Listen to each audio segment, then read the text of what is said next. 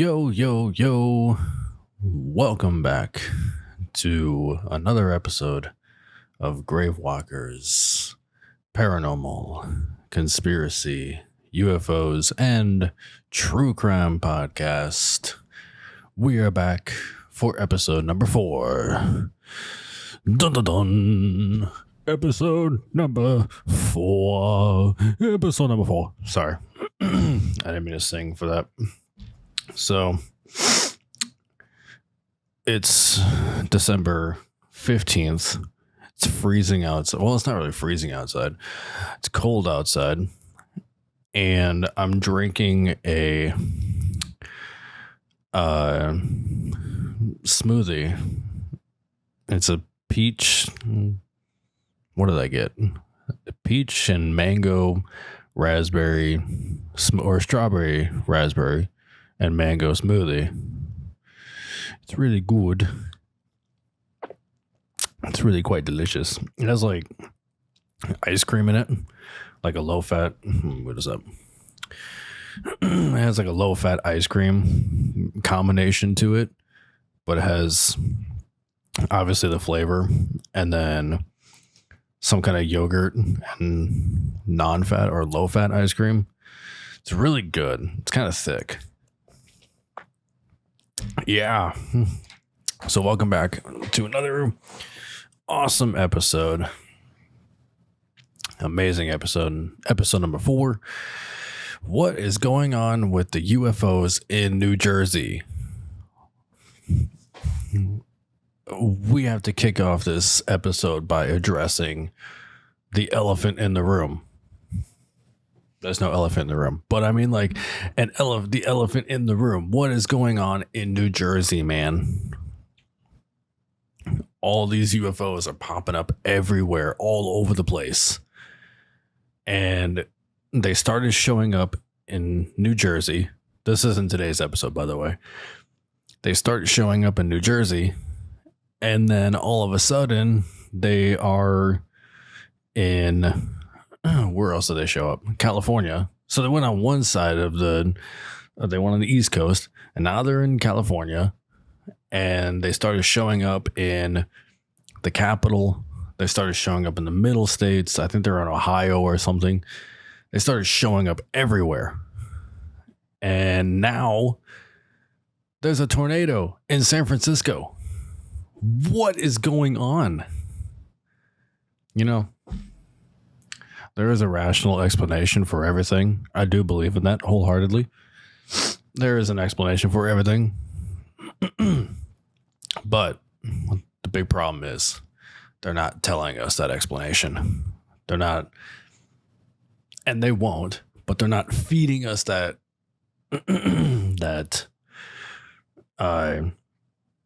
information that we need, and it's really driving people insane because they're not giving us what we want to know.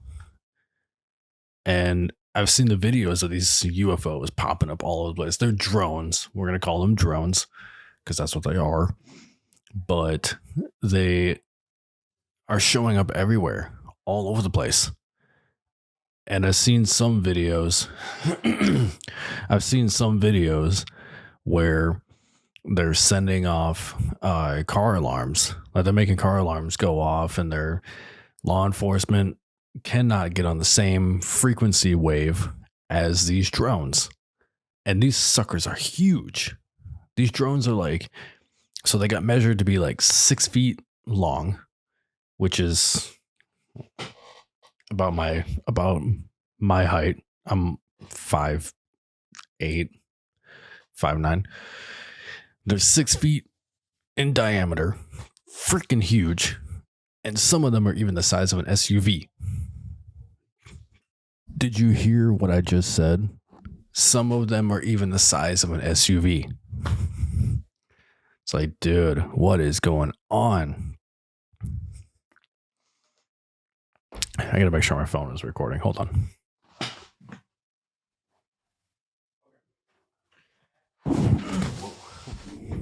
I had to make sure I was recording. But it's just so strange, dude.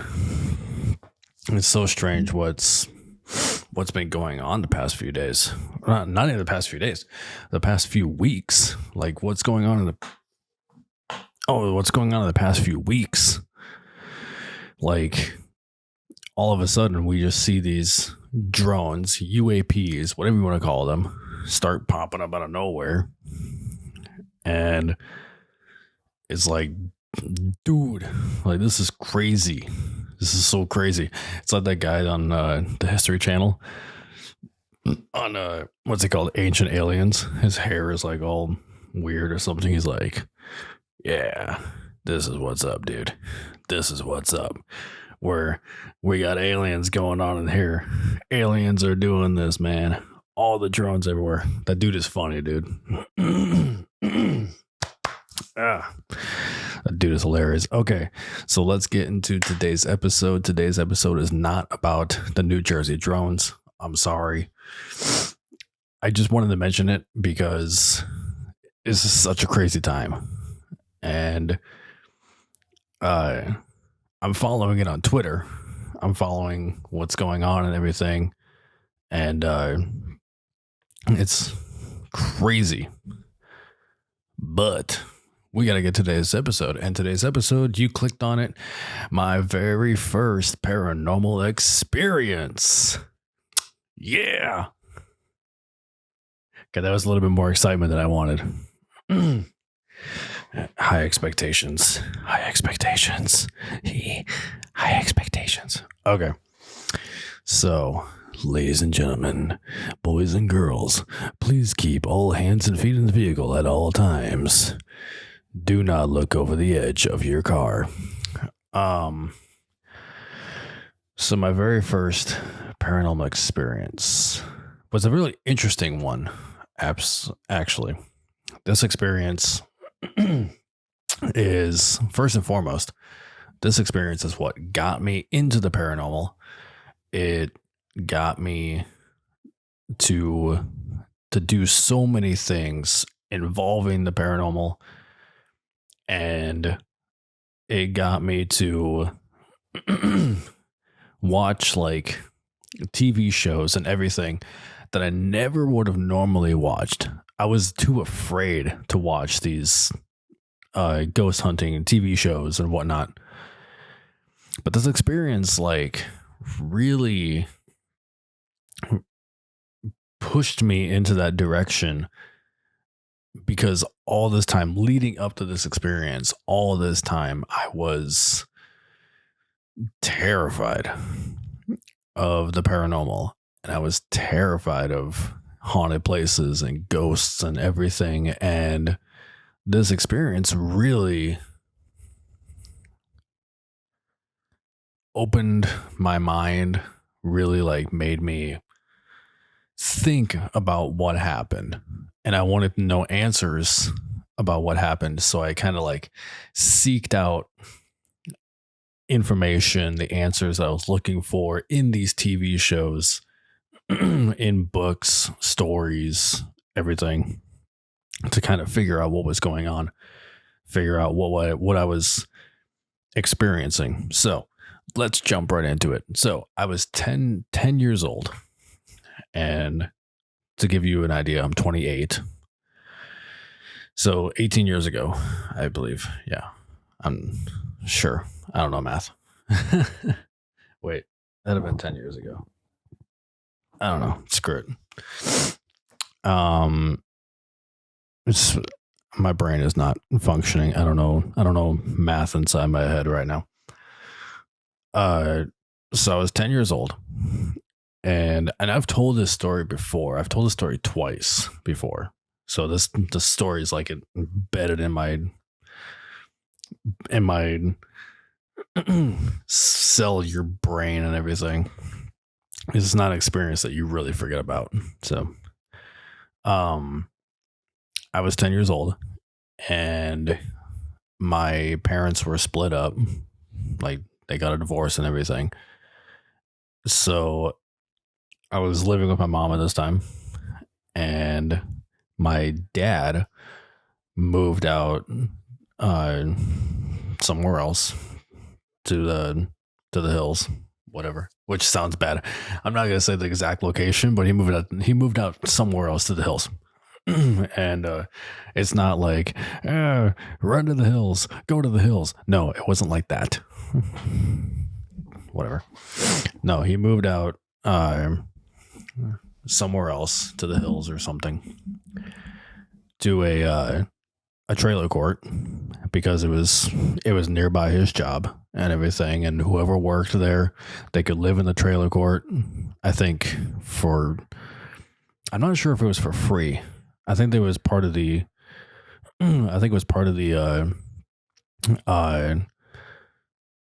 thing that they had or something. I don't know the circumstances. If they were able to live there for free, I have no idea. Anyways, so his workplace was right next door, and there's a small trailer court, whatever. And he came to pick us up, me and my sister. Part of the custody agreement or something like that, we were he was given the opportunity to have us for a summer vacation, me and my sister. And so he comes to pick us up the night before we head out. It's like a 6-hour drive. Night before we head out, picks us up, and we drive up to his place and my stepmom, who's, different story. So we're driving up there and everything, and he explains to us that all the things that we're gonna go see, that we're gonna go do, there's all kinds of things and whatnot, fishing and all of this. And while he mentions that, he also mentions that the trailer is haunted. And hearing those words, I was like, great. Seriously? The trailer is haunted. I was like, God. And I was freaking out.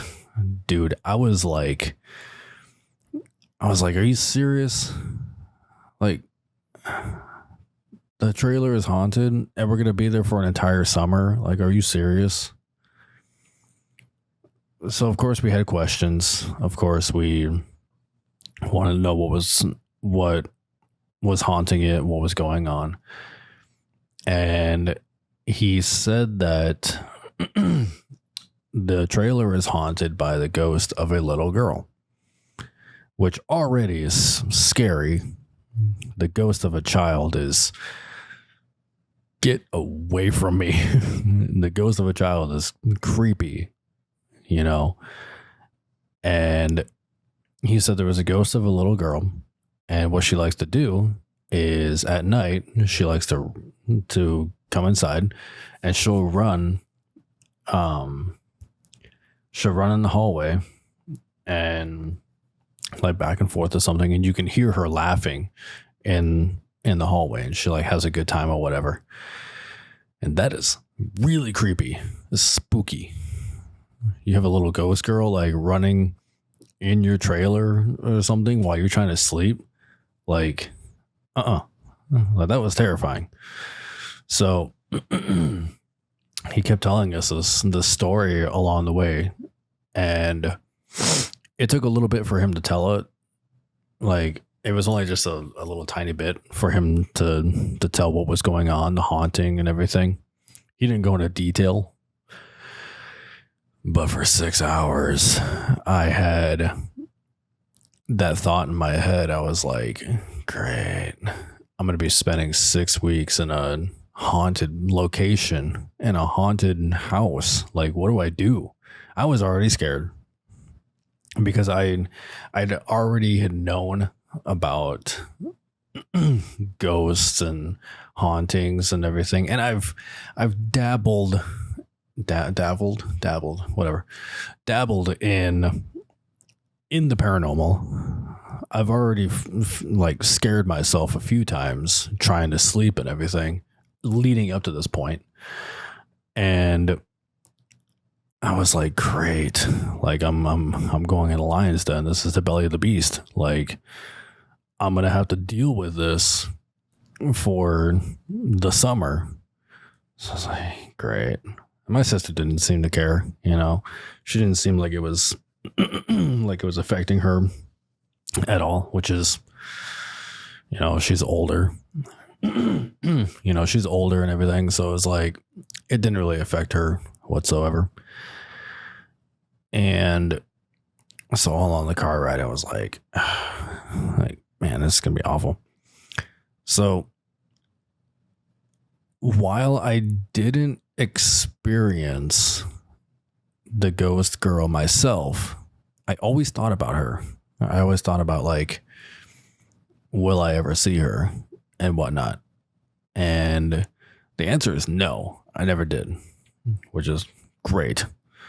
Fantastic. I'm glad I never experienced her. But there was one night that my dad told us about. So this is the layout of the trailer. Okay.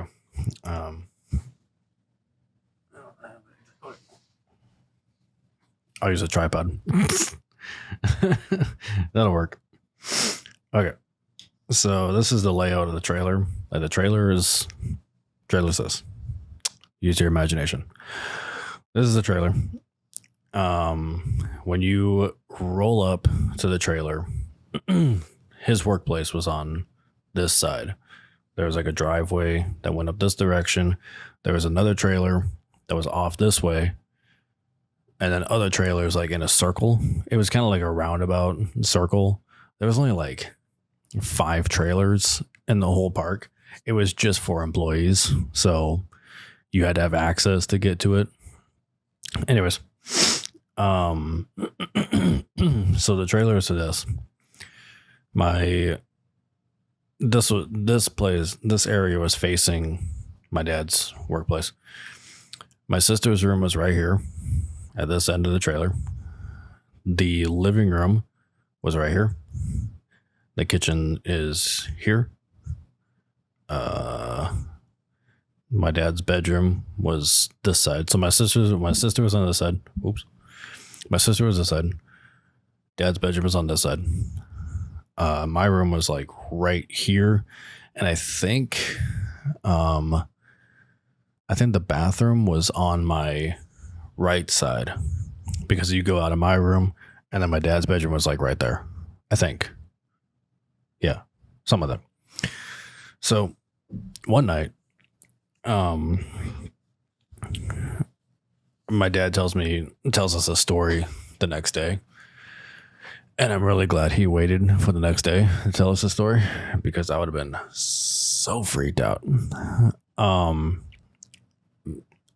night, middle of the night, like late middle of the night, I think it was like 1 a.m, 2 a.m, something like that. My dad would always sleep with his bedroom door open or something halfway open. I slept with my door wide open. I don't do that anymore. I sleep my door closed now. And he had his bedroom window kind of open. So his bed was facing this direction. Bedroom door was on this side. So if you're laying in his bed, you'd see the bedroom door right there.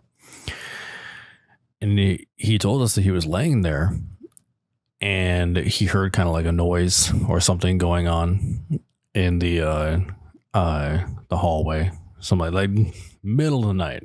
The whole trailer should be asleep. And so he's laying there, and he hears like something by his by the bedroom door. He gets up and he looks over there, and he sees a figure standing in the bedroom door, like child size, like whatever age child is, standing in the doorway. And it was just this dark, shadowy looking figure, but he could clearly see it. Like it looked like a real person. So he calls my name out first, because he thinks it's me. And as soon as he does that, he said that it started laughing, and then it took off. Like he didn't see it anymore. So he's like, okay, one of the kids is playing tricks on me. So he gets up out of bed, goes to the bedroom door, opens it up. The hallway is dark. And my room was directly kitty corner, right off of their bedroom. And like I said, I slept with my door wide open. So he looks in my bedroom, just kind of peeks in. I'm out. I'm dead asleep. I'm a heavy sleeper. I'm dead asleep. And he cancels me out like it wasn't me. So he kind of goes like off in the hallway a little bit, and he sees my sister had a TV in her room, so she would be, I guess, she would be up late watching TV, doing whatever she wants, and he sees the light on underneath her door, and he's like, perfect, it was her. She's trying to play a trick on me. So he goes over to the living room, knocks on her door, opens it up, and he's like, what are you doing? She goes, what are you talking about? He's like, you just knocked on the door, or you not knocked on the door. You just stood in the doorway and started laughing. What are you doing? And she's like, I haven't left this bed. And I guess he turned like around or something. It was like all confused and everything. He's like, what did I just see? Like, what was that?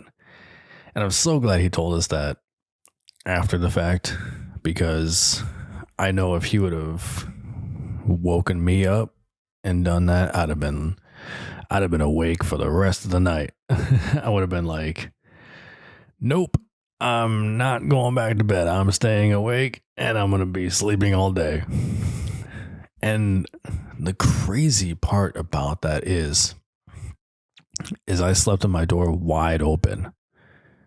And like I said, I'm a heavy sleeper, and I didn't hear anything. I didn't see her. I didn't do anything. And I sleep with my door closed now all the time.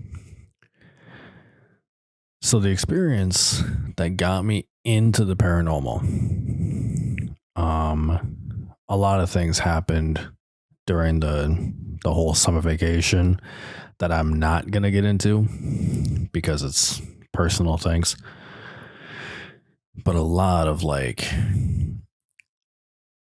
shit took place during the summertime that I'm not going to go into.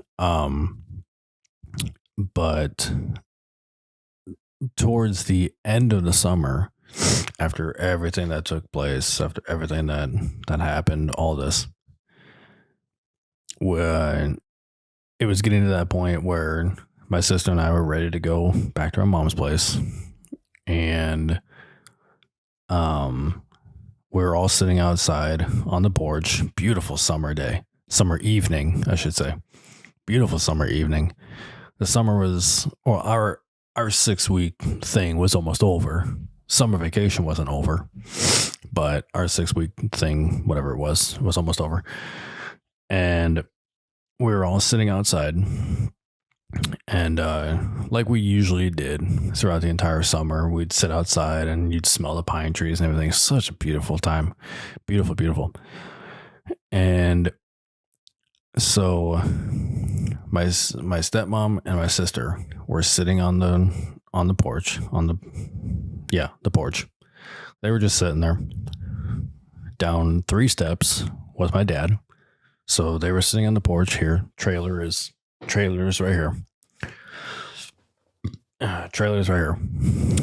And sister, stepmom is sitting here. There's a little staircase that went down this direction. My dad was off on the side. He was standing off over this way. And I was way far behind him. And I had a stick in my hand, like a just a stick, good size. I'm just like poking in the sand, in the dirt and all this. I'm poking stuff and whatever. And he's from me to, I don't know, maybe if you can see it, maybe my shirts that I have hanging up in the corner back here. So he was a good distance away. I was behind him. I was like far behind him. And I'm poking the stick in the sand or dirt or whatever. I'm just messing around. And he's telling a story. He's telling a story of some kind, whatever's going on. I'm not paying attention. I'm only 10. I don't care. And he's telling a story to my sister and stepmom. And all of a sudden, he turns around. He looks at me. And he's like, "What are you doing?"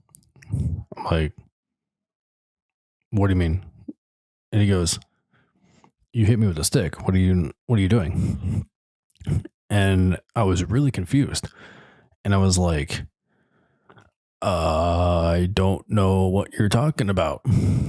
And I demonstrated that I was way too far behind him to even reach him with the stick. And secondly, my stepmom and sister would have seen that. They would have seen me walk up to him and been like got him. But I was at least 10 feet behind him, at least maybe further. And as soon as I demonstrated it and I showed it to him that I was nowhere near him, he went pale. Like he went white. And I was like, okay, I don't know what's going on. So he turns around, faces my sister and stepmom again. He continues the story.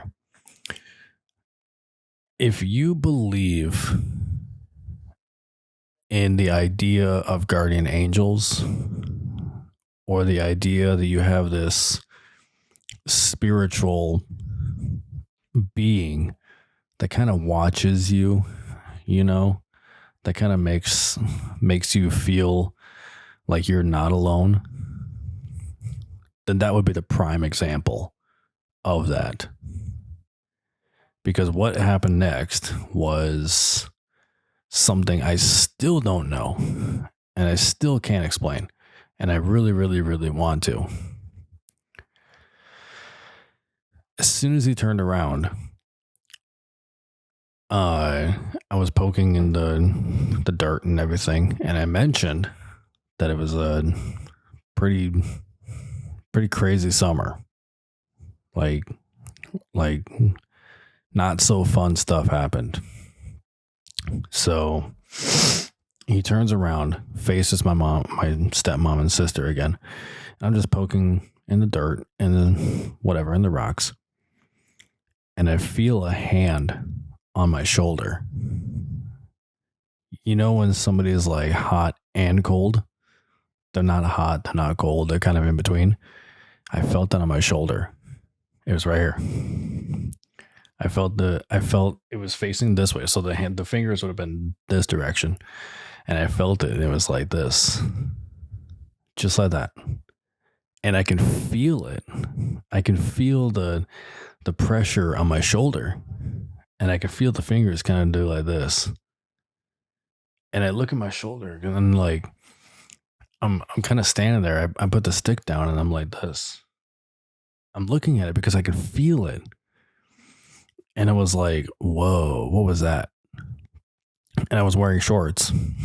And I felt like on my ankle, I felt like fingers on my ankle, just like this. I felt like that. You could feel the fingers. And I was like, whoa, like what was that? And the way that I interpret that is it was a way to be like, buddy, everything's going to be okay. You're going to be good. You're okay. You're going to go back home and it's going to be just okay. And that's the way that I interpret it as. And I was like, whoa, I got to sneeze.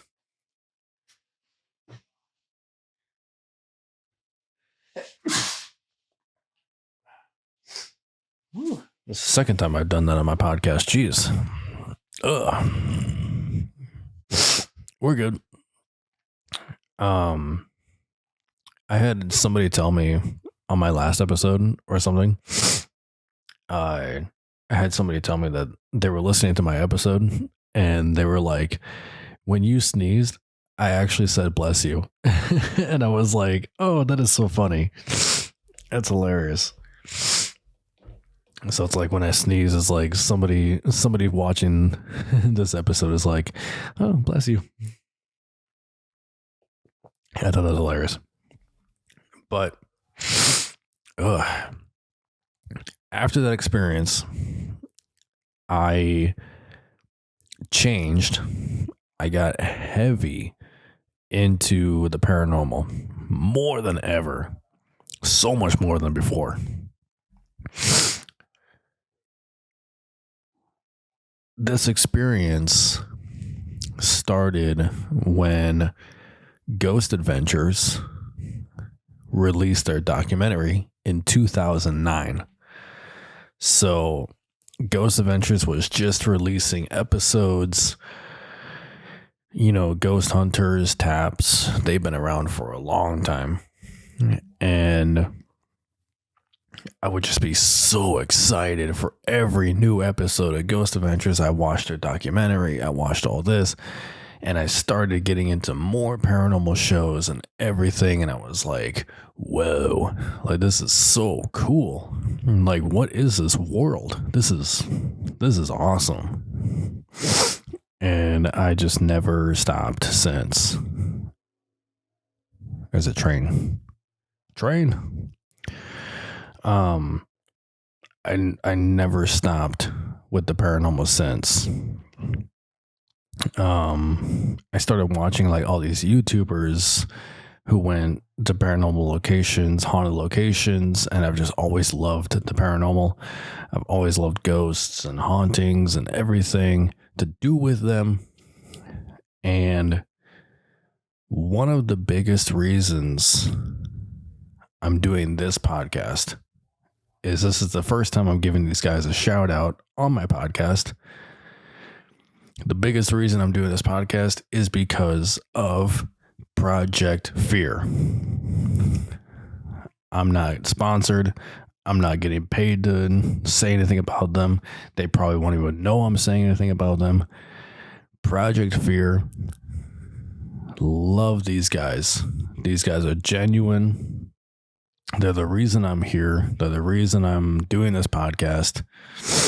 And when they started with Destination Fear, Project Fear, they just went to these amazing locations. Super fun. Their last episode, great. Really, really great. And so I do have to give a big shout out to Project Fear. I had to give a big shout out to the Fear fam. But yeah, so my journey with the paranormal has been extensive. It's been an extensive journey. And it's not stopping anytime soon. So this is going to be a really short episode, a little bit shorter than what I usually do. But I just wanted to tell my paranormal story. And but yeah, I think that's all we're going to do for today, you guys. Thank you so much for watching this episode. Thank you for watching my other episodes. If you have not checked out my other episodes, do so. Be safe out there, man, with the drones and everything. Like, this is crazy. There's drones flying all over the US and the world. They're coming from everywhere. So be safe. Hug your pets. Be safe. Hug your pets. Kiss a neighbor. I don't know. Throw an apple at your neighbor. Who cares? Drink your smoothies in December. But thank you guys so much. I am signing off. Goodbye.